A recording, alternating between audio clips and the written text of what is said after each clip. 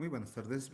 Mi nombre es Luis Eber Colques Rojas. Soy participante del doctorado en Pedagogía de la Descolonización y en esta ocasión voy a desarrollar el video de conferencia decolonial de la temática La transformación de la educación hacia la descolonización de la pedagogía.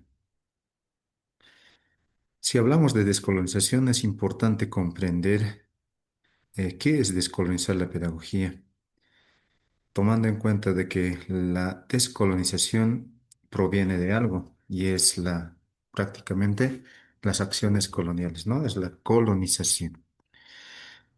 En el proceso educativo, en las prácticas pedagógicas curriculares, tomando en cuenta la historia de nuestros pueblos y la historia de nuestro país, se ponía quizás en práctica la pedagogía de la vida y para la vida, ¿no?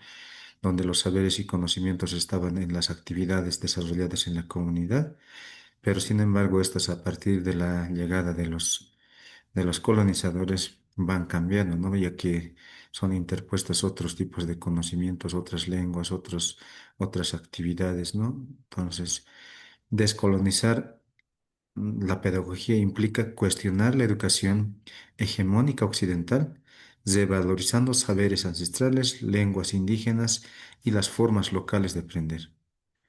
Al respecto, Catherine Walsh nos menciona de que descolonizar es abrir el aula a múltiples formas de conocer, sentir y vivir. Son tres elementos que en la práctica nos permite ser seres íntegros, debido a que el conocer implica conocimiento, sentir el sentimiento y vivir, saber convivir, relacionarse con los demás, ¿no? Hay que tomar en cuenta de que no hay comunidades o pueblos sin conocimiento, tampoco hay seres humanos o seres vivos sin sentimiento y además la convivencia de hecho es recíproco en todo sentido de la vida. Y ahora bien, la colonialidad del saber implica una respuesta a las acciones coloniales, ¿no?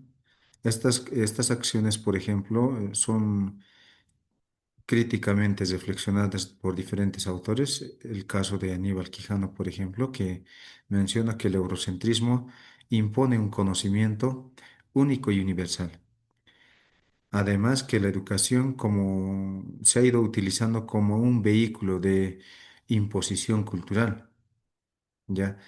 Eh, Respecto a la imposición del conocimiento único y universal, se ha hecho creer que los conocimientos provenientes del mundo exterior a nuestras comunidades son únicas y estas deben ser aprendidas y puestas en práctica sí o sí porque son los únicos, ¿no?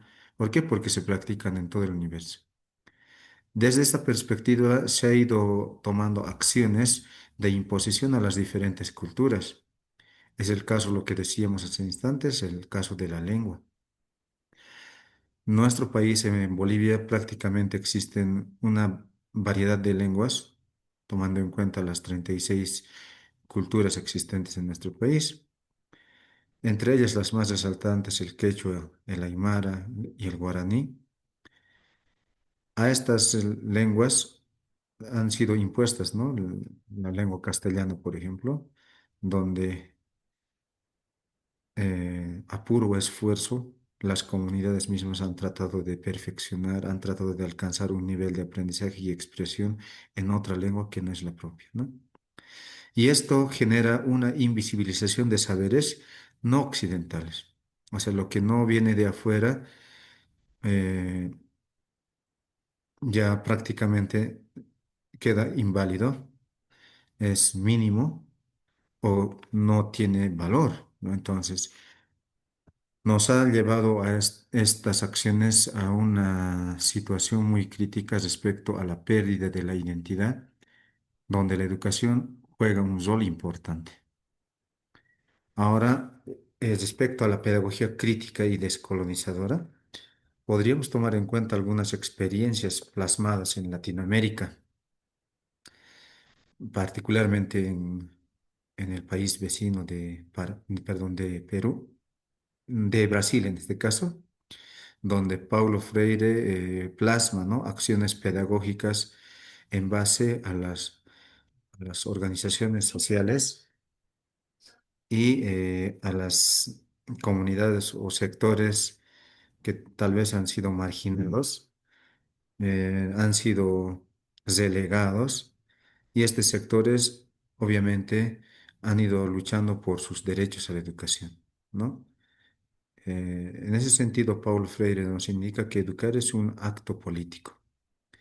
Si bien un país requiere un desarrollo desde sus políticas educativas, mucho depende, ¿no? De los gobernantes, de qué tipo de educación quiere brindar a su pueblo, ¿no? En este sentido, en Brasil ha ido surgiendo estas prácticas educativas que en el fondo llegan a ser ejemplos a seguir en muchas regiones de Latinoamérica.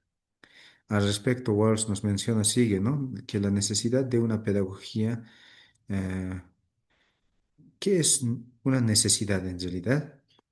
Una pedagogía pluriepistémica, lo que implica reconocer la pluralidad de cada región, ¿no? De esta manera, comprender la realidad, analizar críticamente desde esa realidad y generar acciones pedagógicas. Entonces, esto nos induce a que la educación debe ser crítica, liberadora y contextual. Sí. En el sentido de crítico, por ejemplo, eh, podríamos comprender a partir de nuestra historia de que la educación tradicional, por ejemplo, que es un tanto reciente en las prácticas educativas de nuestro país, nos ha llevado a una acción eh, tal vez hegemónica en el sentido de que nos ha inducido al individualismo, estaba centrado en el hombre simplemente y no hacia la naturaleza. Además, nos ha llevado a memorizar, a reconocer conocimientos ajenos y no a los nuestros. Por lo tanto, es necesario comprender que este tipo de educación no tiene frutos que nos podrían permitir desarrollarnos, ¿no? Ahora liberadora porque si bien nos han ido sometiendo a través de la educación, han sido utilizados como un instrumento de opresión. En este caso, la educación debería también ser utilizada como un instrumento, pero ya no de opresión, sino como un instrumento de liberación. Esto en base a que este tipo de educación debe ser plasmado desde las acciones propias de cada una de las regiones, tomando en cuenta el contexto, las características de la territorialidad de cada pueblo, ¿no? O región o país.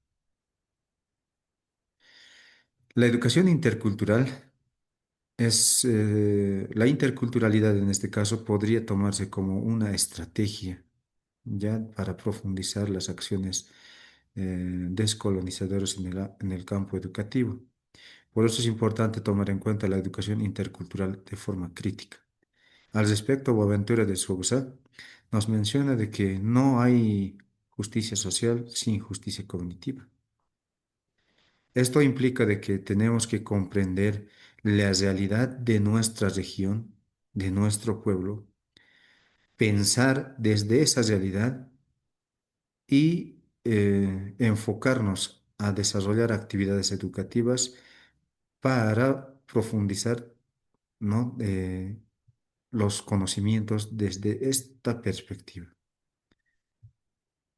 Si vamos a pensar desde un conocimiento occidental, yo creo que no vamos a poder alcanzar una justicia social, porque seguimos pensando en un sentido egocéntrico.